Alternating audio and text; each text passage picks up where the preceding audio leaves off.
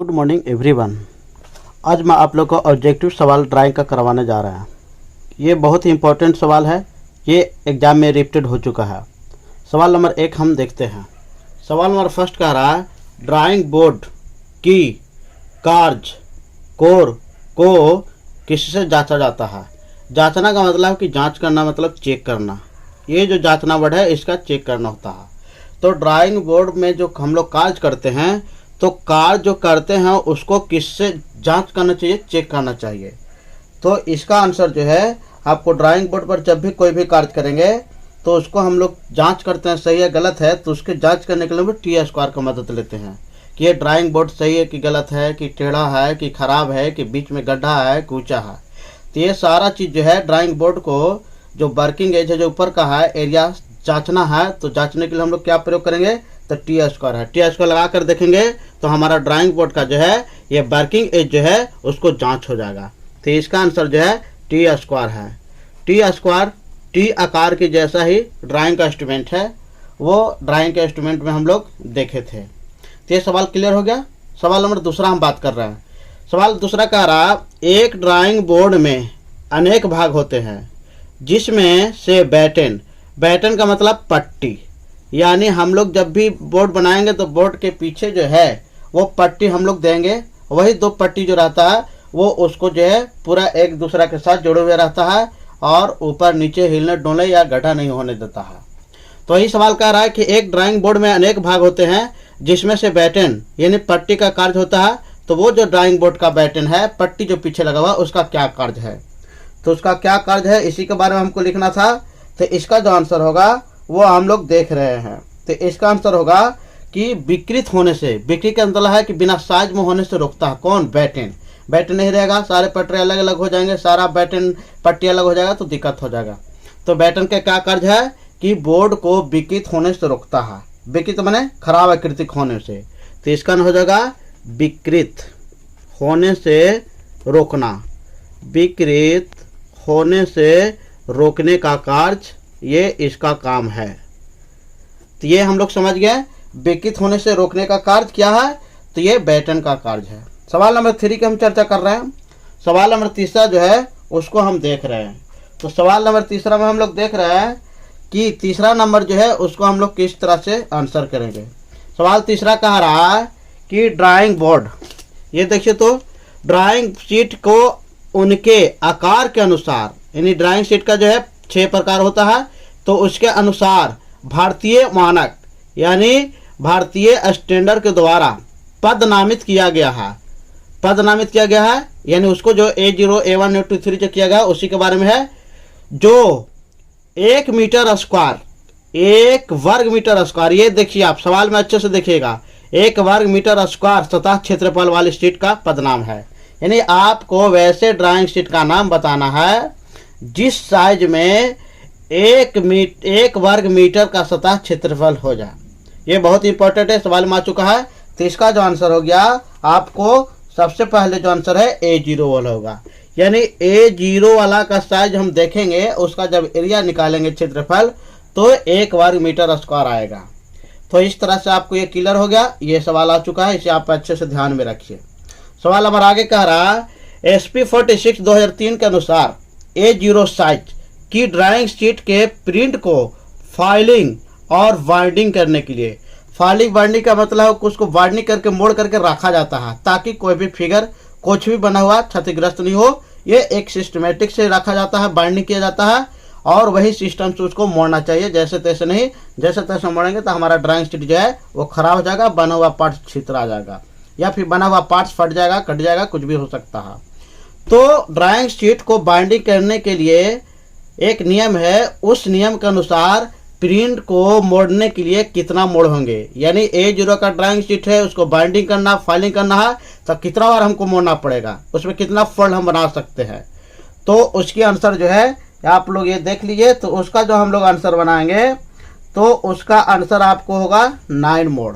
यानी A0 का रहेगा तो उसको 9 मोड़, 9 बार ये फोल्ड करके हम लोग बनाएंगे। तो ये आपको अच्छे से दिमाग में रखना है।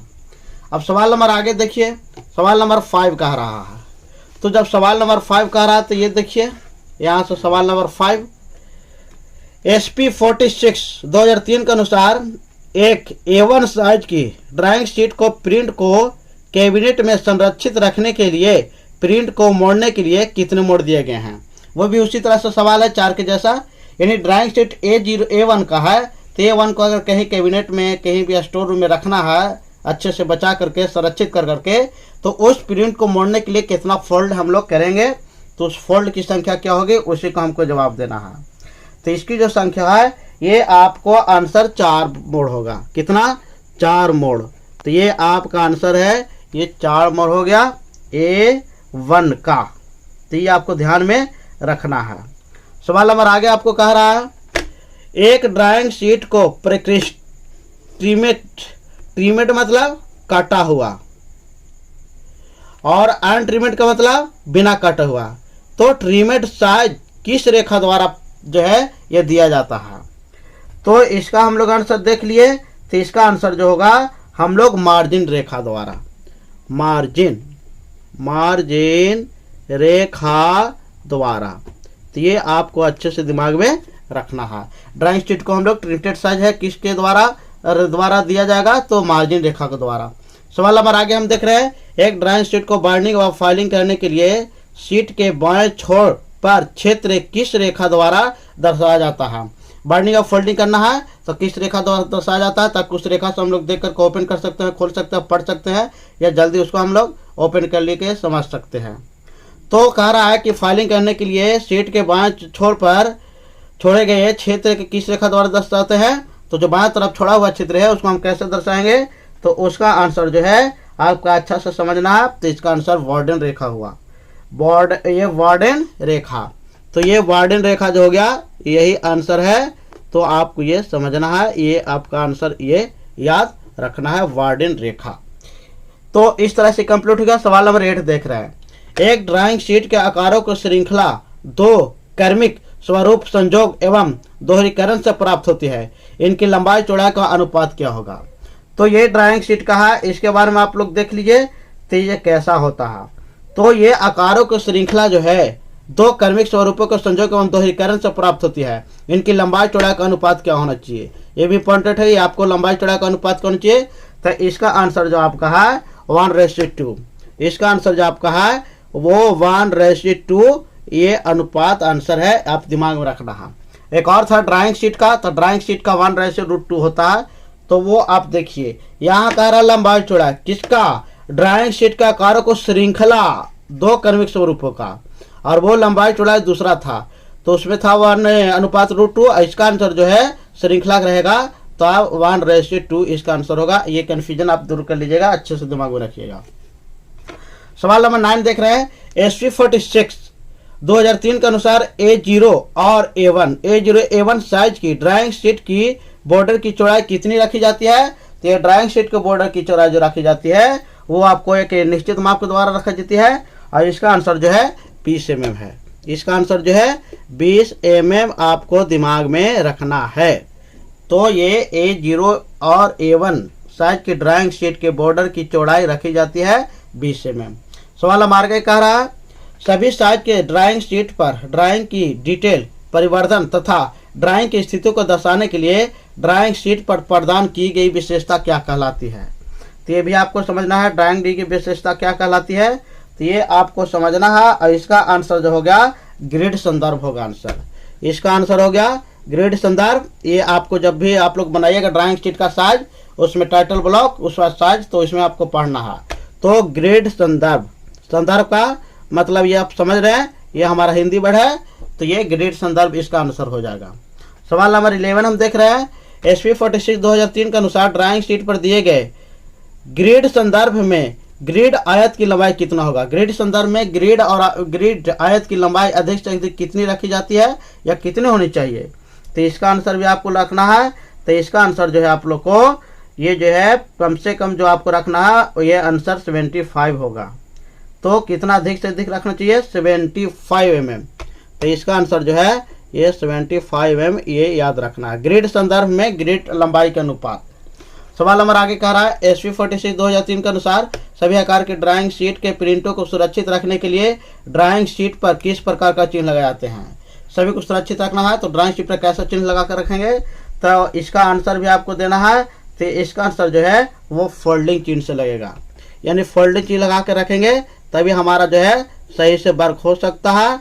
तो फोल्डिंग और ये चिन्ह हो गया, ये आपको आंसर याद रखना है। जब सुरक्षित रखना है तो ड्राइंग शीट को हम लोग यही चिन्ह लगा कर रखते हैं, फोल्डिंग चिन्ह, फोल्डिंग साइन। सवाल हमारा आगे कह रहा है ड्राइंग शीट में मार्जिन रेखा का प्रिंट होता है। तो ड्राइंग शीट में राम जो है ये मार्जिन रेखा का प्रिंट होता है। तो परिष्कृत साइज यानी ट्रिमेटेड साइज,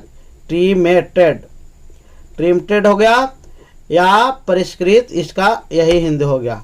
तो परिष्कृत साइज, ये दोनों आप लोग याद में रखिएगा, हिंदी इंग्लिश में तो क्लियर हो जाएगा। ड्राइंग के नीचे तरफ दाएं और क्या बना जाता है, ड्राइंग के नीचे तरफ दाएं और क्या बनाया जाता है, तो ये जो बनाया जाता है शीर्षक कक्ष यानी टाइटल ब्लॉक, शीर्षक कक्ष यानी टाइटल, TITLE और ब्लॉक, ये दोनों ही एक ही बात है, इंग्लिश खाली है। शीर्षक कक्ष यानी टाइटल ब्लॉक में दर्शाया जाता है। तो शीर्षक कक्ष जो है टाइटल ब्लॉक बन रहता है, तो उसमें क्या करते हैं, तो उसमें बहुत सारा दर्शाते हैं।